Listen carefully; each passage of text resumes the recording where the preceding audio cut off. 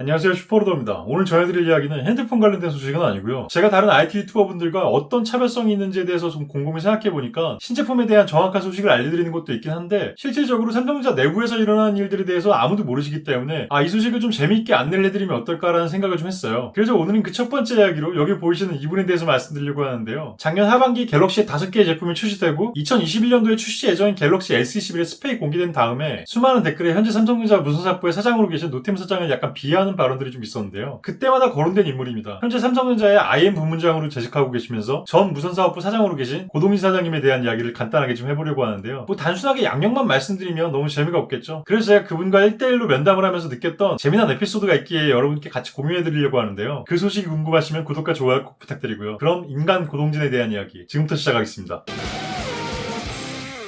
고동진 사장은 1961년 1월 16일생입니다. 올해 나이는 환갑이고요. 성균관대학교 산업공학과를 졸업하면서 FM대로 이렇게 삼성전자에 입사한 케이스입니다. 84년도에 삼성전자에 입사해서 입사한 지 17년째인 2001년도에 상무로 승진을 하게 됩니다. 그리고 그 이후에 개발실장, 부사장이라는 직책을 거쳤고 삼성 녹스 개발에 힘썼으며 당시에 임원 중 한 명인 이인종 부사장과 함께 갤럭시에서 가장 뛰어난 서비스라고 하는 삼성페이를 런칭시키는 데 일조합니다. 이 이인종 부사장이라는 분은 삼성페이를 런칭함에 있어서 아주 큰 역할을 했는데요. 지금 현재는 구글의 부사장으로 재직해 있고요. 이분에 대한 약간의 에피소드가 있는데 이걸 말씀드리면 제가 명예훼손죄로 분명히 고소당할 거기 때문에 그건 말씀 못 드리겠네요.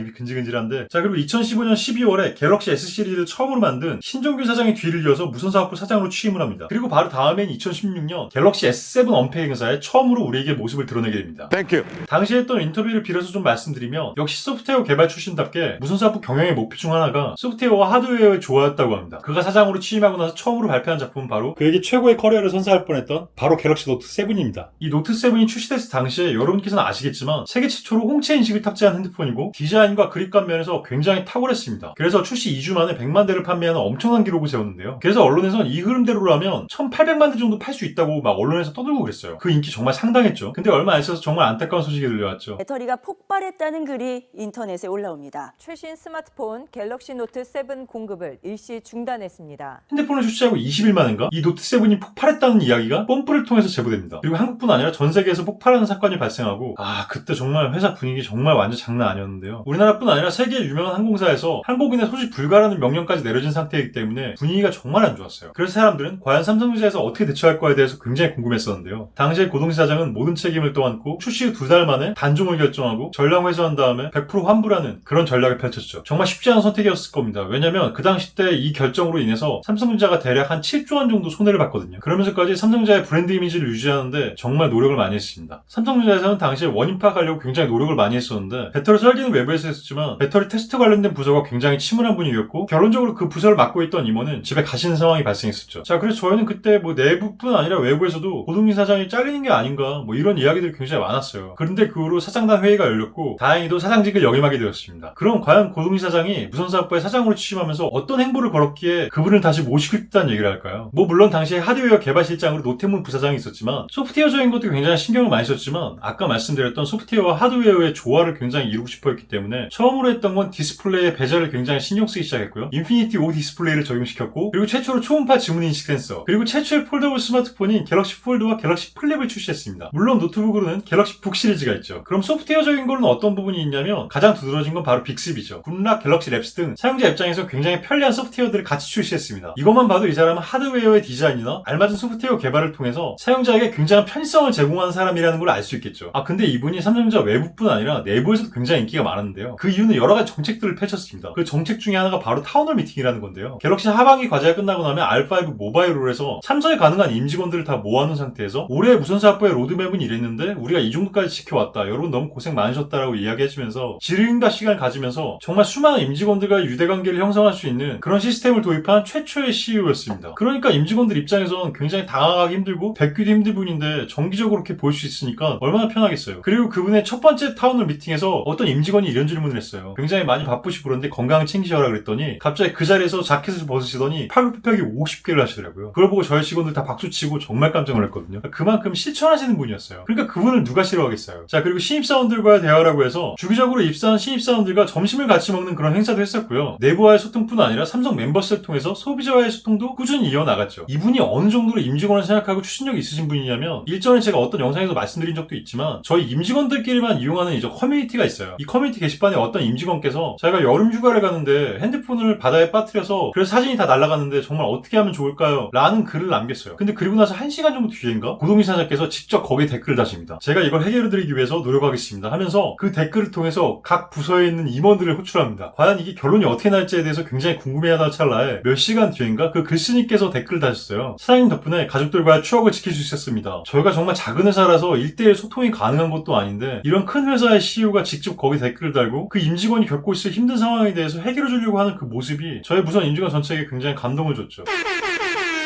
자, 그럼 과연 저는 고동사장님과 왜 1대1 면담하게 되었을까요? 이건 공식적인 행사는 아니었고 굉장히 비공식적으로 이루어진 행사였는데요. 당시에 사장님과의 대화라고 해서 아는 임직원들은 알고 무선사업부의 대다수의 임직원들이 모르던 시스템입니다. 근데 당시에 저는 무조건 윗분들의 눈치를 보면서 비용 절감을 하기 위해서 효율적이지 못한 행동을 하고 있는 이 윗분들에 대해서 굉장히 불만이 많았는데요. 그걸 안 저의 선배가 가서 사장님과 한번 대화를 나눠보면 너 굉장히 힐링이 될 것이다. 나도 그래서 갔다 왔더니 굉장히 은혜받은 느낌이었다 하면서 저를 추천해주더라고요. 그래서 사장님과 대화를 할 수 있는 루트를 통해서 면담을 할 기회가 저에게 주어졌습니다. 한 명당 한 15분 정도의 면담 기회가 주어졌고 저는 그 정도만 생각하고 다이어리에 질문 드릴 거에 대해서 미리 메모를 해갔습니다. 당시에 제가 처음으로 질문을 드렸던 건 무선사업부가 생각하는 소프트웨어 미래에 대해서 어떻게 생각하시냐고 물어봤었어요. 근데 당시 고동시사님께서 저한테 해주셨던 말씀이 뭐냐면 나는 제조사의 사장이긴 하지만 하드웨어뿐 아니라 소프트웨어도 굉장히 많이 발전되어야 된다고 생각하기 때문에 이미 출시된 삼성페이를 삼성페이 미니라는 앱을 통해서 여러 개의 단말을 확산할 계획을 가지고 계시더라고요. 전 그 얘기를 들었을 때 앞으로도 소프트웨어 개발을 굉장히 노력하실 분이구나라는 걸 느꼈거든요. 근데 저에게 정말 임팩트가 왔던 그 내용이 하나 있습니다. 그 내용이 뭐냐면 당시 저희 사업부에 전동휠체어를 타시는 임직원이 계셨어요. 제가 그 임직원분을 알아서 한번 다가가서 비가 오거나 눈이 오면 어떻게 다니시냐고 한번 여쭤본 적이 있는데 그분께서 우산을 들고 그냥 다니신다는 거예요. 그래서 저는 그게 너무 걱정이 되는 거예요. 그래서 사장님께 말씀드렸어요. 이거에 대해서 좀 해결이 됐으면 좋겠다라고 말씀드렸더니 그 이야기가 끝나자마자 바로 저에게 하셨던 말씀이 있어요.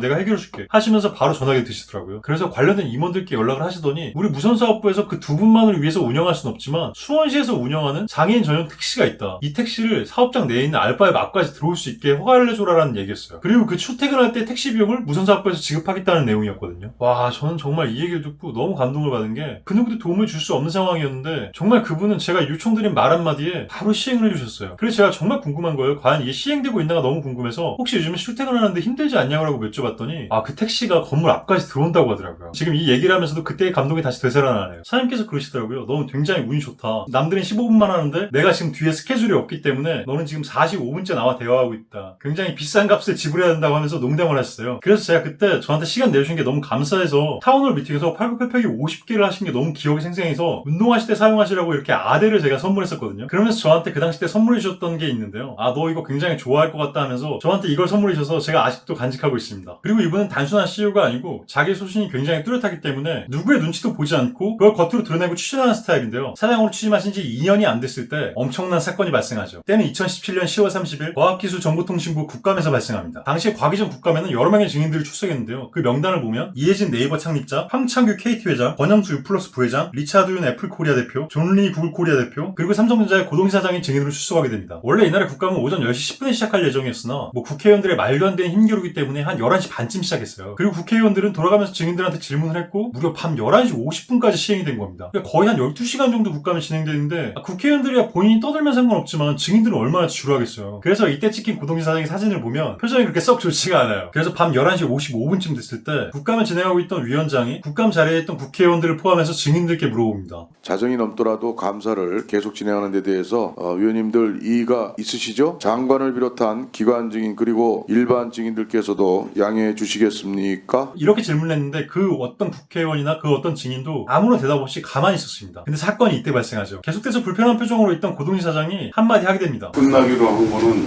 큰 사람들이 이제 가기로 하지 않았습니까? 존나 카리스마 있어. 그만큼 어디에서나 자기 주관이 뚜렷하고 소신있게 행동하시는 분이었던 겁니다. 물론 지금의 무선사업부를 만드신 건 신종규 사장님의 공이 엄청 큽니다. 그건 여러분도 인정하실 거예요. 왜냐면 갤럭시 S 시리즈라는 걸 만들었기 때문이죠. 하지만 다음 주 S21이 출시될 이 시점에 소비자 그리고 임직원과의 소통을 하신 최초의 CEO이자 고스펙을 기본으로 깔고 가면서 갤럭시 유저라면 누구나 알고 있는 소프트웨어의 부족함까지 채워주었던 고동희 사장님이 그리는 이유는 뭘까요? 노태문 사장의 인기도는 내부적으로도 굉장히 좋지 않다고 합니다. 저는 이 노태문 사장님이 빨리 각성하셔서 본인의 소신대로 움직이는 건 좋지만 정말 누가 봐도 마이웨이라는 느낌 느낌이 들 정도의 행동을 하시는 건 좀 아니라고 생각하기 때문에 소비자의 니즈를 빨리 파악하고 소비자의 말에 귀를 기울이는 그런 CEO가 되시거나 아니면 무선사업부의 고동희 사장님 말고 제가 또 좋아하시는 분이 계신데요. 무선사업부의 마케팅을 책임지고 계시고 임직원과의 소통도 좋으시고 영어도 굉장히 잘하시고 임원 중에 유일하게 임직원 식당에서 임직원분들과 같이 소통하면서 이렇게 식사하시는 마케팅팀의 이영희 부사장의 진급을 한번 기대해봅니다. 자, 오늘은 삼성전자 무선사업부의 전 CEO이자 현재 IM 부문장으로 계신 고동희 사장님에 대해서 언급해봤습니다. 제가 직접 느끼고 겪었던 이야기들을 여러분과 꼭 공유하고 싶어서 이렇게 영상을 제작하게 되었고요. 오늘의 영상이 나쁘지 않았다면 꼭 구독과 좋아요 부탁드리고요. 여러분이 혹시나 궁금하시다면 이 삼성전자 내부에 있었던 여러가지 에피소드에 대해서 공유해드리도록 할 테니까 댓글 많이 달아주시고요. 눈이 너무 많이 왔습니다. 여러분 빙판길 정말 조심하시고요. 이 영상을 보시는 오늘도 좋은 하루 보내십시오. 저는 지금까지 슈퍼로더였습니다.